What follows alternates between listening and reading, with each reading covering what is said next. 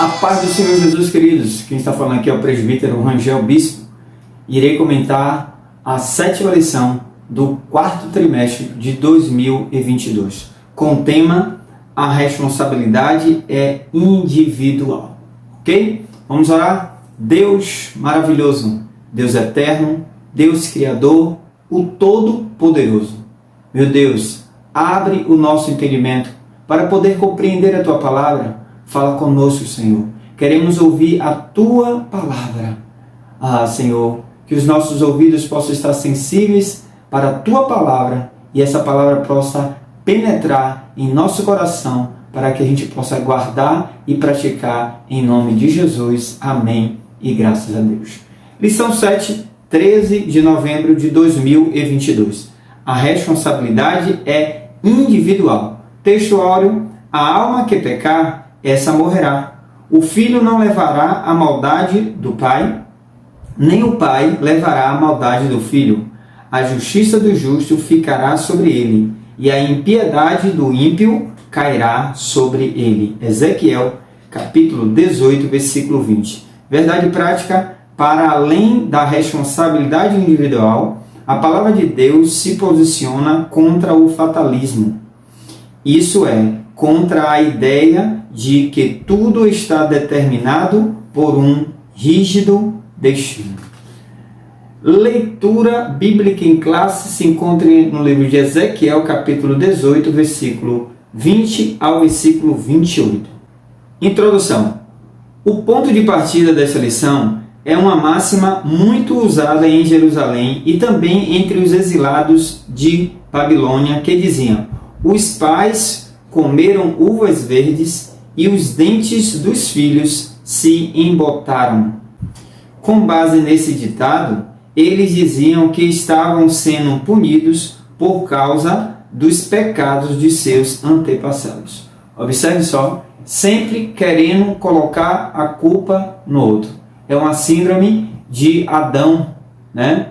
Quando Deus chama ele à responsabilidade em Gênesis capítulo 3, ele, ao invés de realmente se responsabilizar pela atitude de ter comido o fruto, ele coloca a culpa em cima de Deus. Ele disse: a mulher que tu me deste. Então a mesma coisa se repete mais uma vez. Mas quem nunca ouviu falar, a salvação é individual. De fato, a salvação é individual.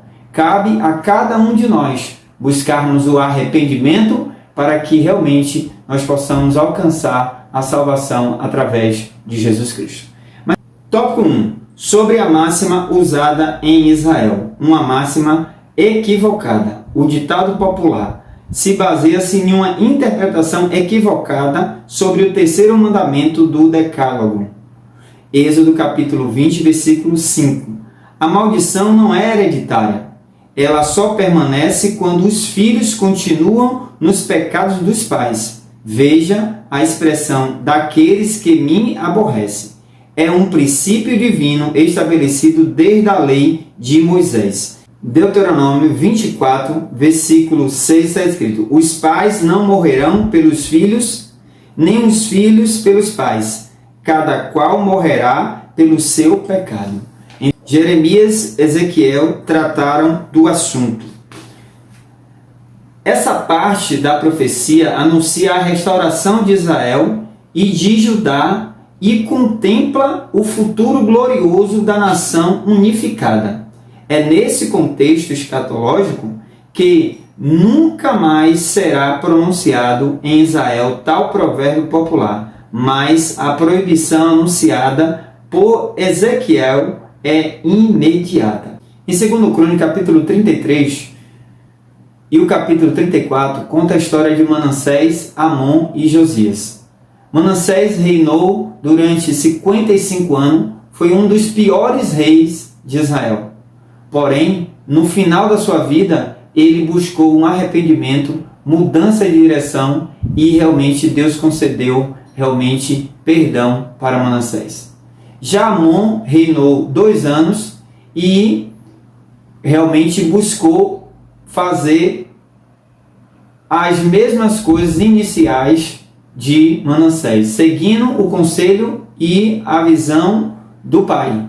Só que Josias, quando nasce, que seria já o neto, ele disse: não vou seguir nem Manassés, nem meu pai Amon.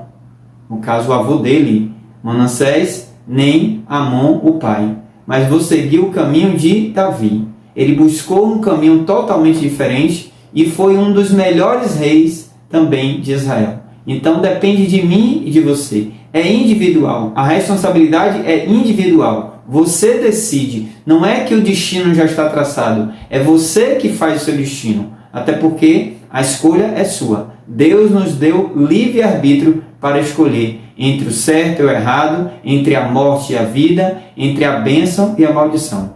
O problema em nosso tempo.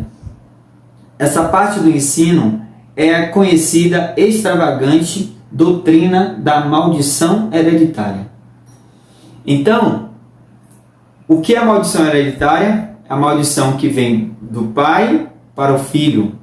Só que em 2 Coríntios, capítulo 5, versículo 17, está escrito: aqueles que estão em Cristo, nova criatura é. As coisas velhas passaram, eis que tudo se fez novo. Então, se você busca realmente mudar de direção, ver que o caminho errado estava sendo trilhado pelo seu pai, pelos seus antepassados, você pode sim dizer não. Me lembro que meu pai era um idólatra, mas eu, conhecendo a palavra de Deus, eu entendi que os idólatras não herdarão o reino de Deus. Por isso, eu mudei de direção. Não segui os caminhos do meu pai, mas segui agora os caminhos de Cristo. Porque em João capítulo 14, versículo 6, está escrito que eu sou o caminho, a verdade e a vida. Ninguém vem ao Pai a não ser por mim. Então, Jesus é o único caminho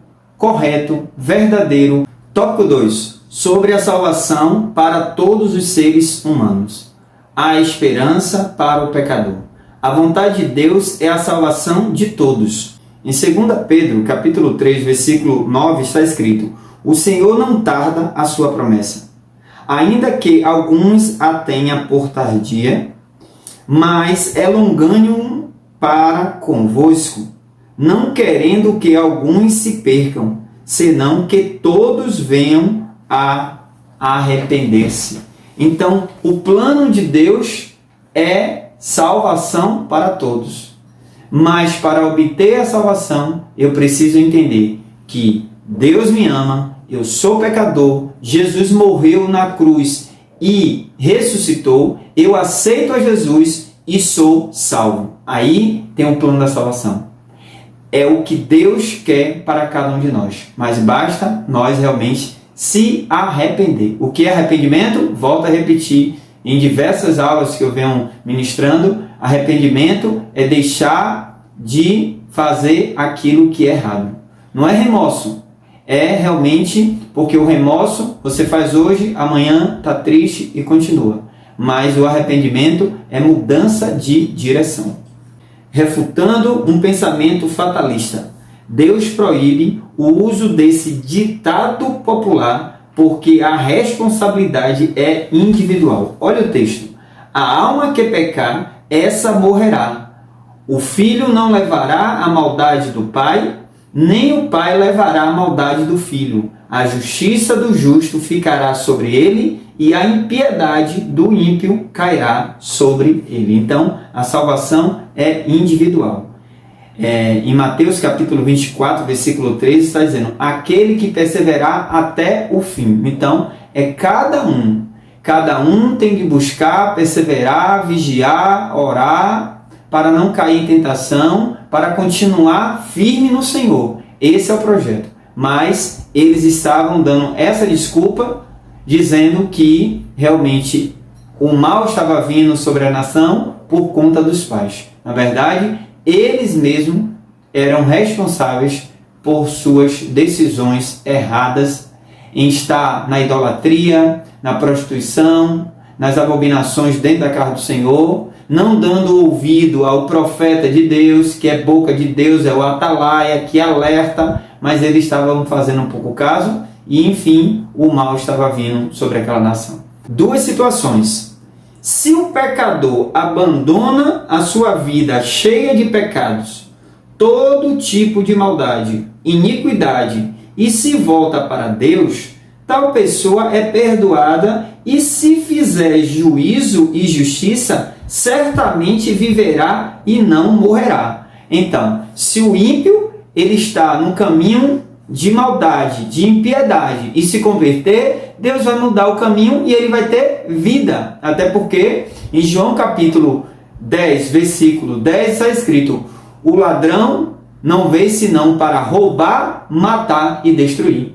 Mas Jesus veio para dar vida e vida com abundância. Então, Jesus, ele oferece vida eterna porque só ele é eterno. Ele é o Pai da eternidade. Ele busca a mim e a você para oferecer e nos dar vida eterna. Basta só cada um se arrepender. Mas tem o outro lado. Se porventura o ímpio, se porventura o justo, ele anda no caminho reto, no caminho de justiça, no caminho da verdade, no caminho da luz, fazendo bem, e ele vier esquecer do Senhor, buscar voltar para o caminho da impiedade, praticando injustiça, ele vai morrer. É a palavra de Deus que está dizendo. Então, não basta somente pensar de que eu sou justo e no final do meu resto de vida eu vou começar a agir com impiedade. Deus é o justo juiz. Diz a palavra que ele é o justo juiz para julgar a minha e a tua causa. É possível sim um salvo perder a salvação de forma temporária ou definitiva, como está escrito lá em Lucas capítulo 15, versículo 32, falando sobre o filho pródigo, o filho esbanjador. Houve uma oportunidade de ele retornar para a casa do pai. Já em 2 Pedro capítulo 2, versículo 22, está escrito que o cão voltou ao seu vômito. Ou seja, você jogou tudo fora, é uma nova criatura e agora volta para praticar a mesma iniquidade anteriormente. Então, Deus, ele fala conosco que ele tem, na verdade, filhos. Ele não tem netos, ele não tem bisneto, ele tem filho. Por isso, a salvação é individual. Cuide da sua salvação, como eu também estou cuidando da minha, e todos nós temos de estar cuidando da nossa salvação, perseverando até o fim, para nós sermos salvos em Cristo Jesus. Tópico 3. Sobre a reação de Israel. Uma pergunta retórica. Na verdade, são duas perguntas. Não é o meu caminho direito? Não são os vossos caminhos torcidos? A pergunta retórica não espera a resposta. Trata-se de uma afirmação em forma de pergunta. Os caminhos do Senhor são corretos e os do povo torcido. Então, Deus já está dizendo para aquela nação que eles que torcem o caminho, eles que se desviam do caminho, mas o caminho do Senhor é o caminho correto. Sobre a justiça, Ezequiel deixa claro, mais que o sol do meio-dia, que a lei da responsabilidade individual é justa e está de acordo com os atributos divinos, o qual recompensará cada um segundo as suas obras. Romanos capítulo 2, versículo 6. Esse atributo se harmoniza com a santidade de Deus. Em Salmos 7, verso 11, está escrito: Deus, o juiz justo. Então, não temos sombra de dúvidas que a justiça de Deus é a única verdadeira. É a única que não se torce. Ela é verdadeira. Ela é reta. Ela não aceita suborno. Ela não aceita propina de forma alguma. Deus é o justo juiz. O arrependimento. Deus é justo e misericordioso.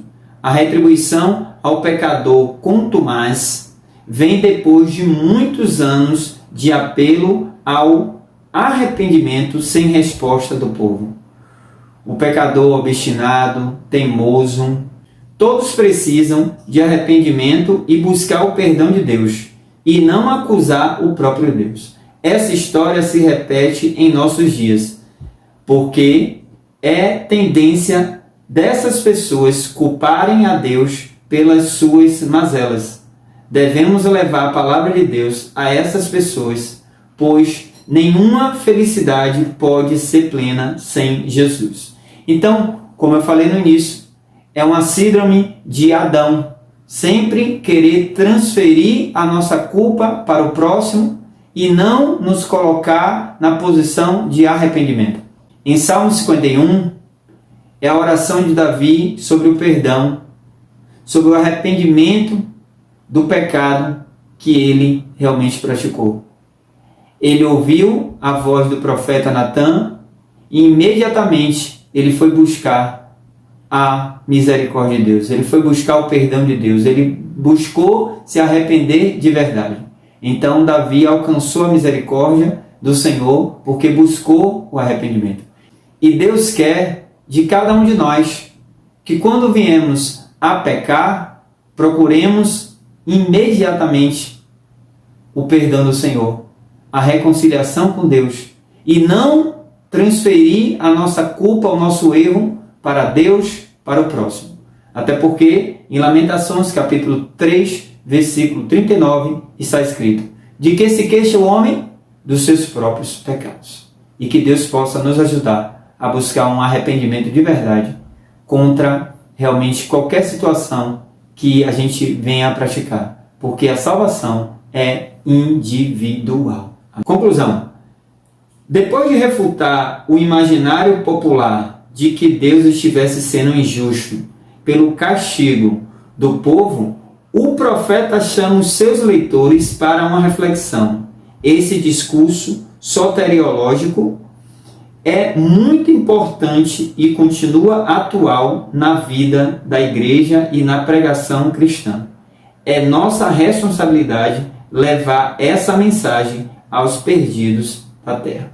Que nós possamos ser canal de Deus também para levar esse evangelho do arrependimento, da renúncia, de buscar realmente fazer a vontade de Deus, ser um discípulo de Cristo.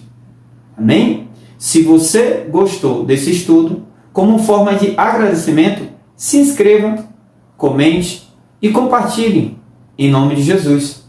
Deus abençoe a tua vida, Deus abençoe a tua família, Deus abençoe o nosso Brasil em nome de Jesus. Sei que Deus vai colocar tudo no seu devido lugar. Amém? Esteja orando, intercedendo pela sua nação, pela nossa nação, essa nação brasileira, ordem e progresso. Que o Senhor possa realmente nos dar livramento em nome de Jesus. Amém? Deus abençoe!